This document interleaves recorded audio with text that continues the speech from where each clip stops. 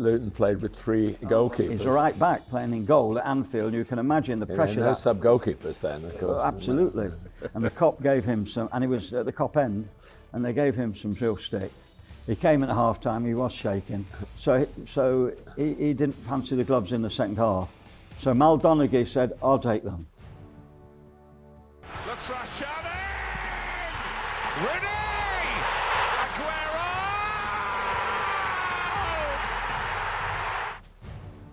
The joy of football. Just to go back to the goalkeeping coaches, do you remember the game at Anfield where wonderful. Luton played with 3 goalkeepers? Wonderful. Wonderful. Was it amazing? Wonderful. Tell us your point of view of that. I was up on the gantry, counting the keepers on and off. It's a wonderful, wonderful story. You know, I remember going on the bus to Anfield. Most of our players had never been before. We just got promotion, and this was a massive test for us. It was a beautifully warm day. We saw thousands of people. We hadn't seen thousands of, milling around Anfield, the bus. Who are you? Luton Town. They never heard of our players. And they had Hansen and Lawrenson at centre-back. They had Johnson. He scored a goal. Souness, of course. I think Grobbelaar was in goal. Anyway, so the first half was okay until my goalkeeper, Finlay, got injured. Jake Finlay, yeah. He got injured, and he was a very good goalkeeper, one of the best I had. And the boy Stevens went in goal. Kirk Stevens, the right back I bought from Nuneaton.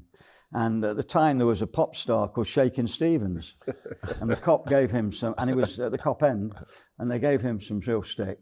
He came at half-time, he was shaking. He wasn't going to, he's a right back playing in goal at Anfield. You can imagine the pressure. No sub-goalkeepers then, of course. Absolutely. So he didn't fancy the gloves in the second half. So Mal Donaghy said, I'll take them. So we had 3 goalkeepers at Anfield. Donaghy played in the second half in goal. Stevens played out so many minutes in the first half, and Finlay started the game. We played so well that day. Walsh and Steen, and whenever I see Mark Lawrenson, I say... This is Paul Walsh and Brian. They were wonderful. They were what call it spinners. In other words, as soon as the ball was played past one over the shoulder, he would spin. There was a great goal that I saw on Saturday. I went to the game, Brentford-Bournemouth. Brentford's third goal on Saturday was a wonderful, wonderful goal.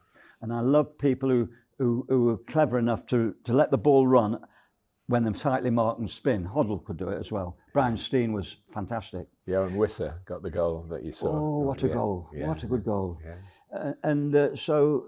Yeah.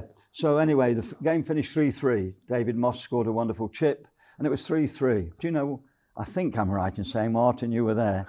Both sides were applauded at the end of the game. And we felt so good, we were so elated. I was so elated that I wanted to go to see these great men in the boot room, which I did do. And I sat on a empty crate that they had there. It was, you won't believe it, Liverpool Football Club, a tiny little room, pin-ups on the world of the girls and great players as well.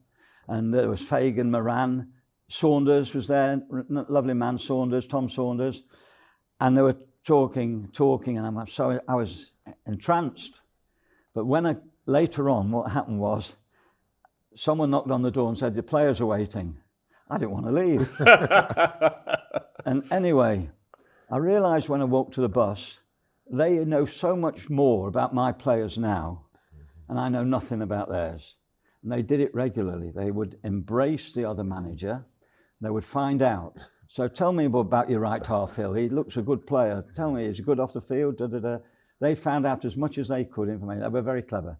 Anyway, I got on the bus, and of course, when I got on the bus, I think it was the first time ever, and probably the last time, they were all slow hand clapping because I was late for the bus, and I made it such a point that they should always be on time.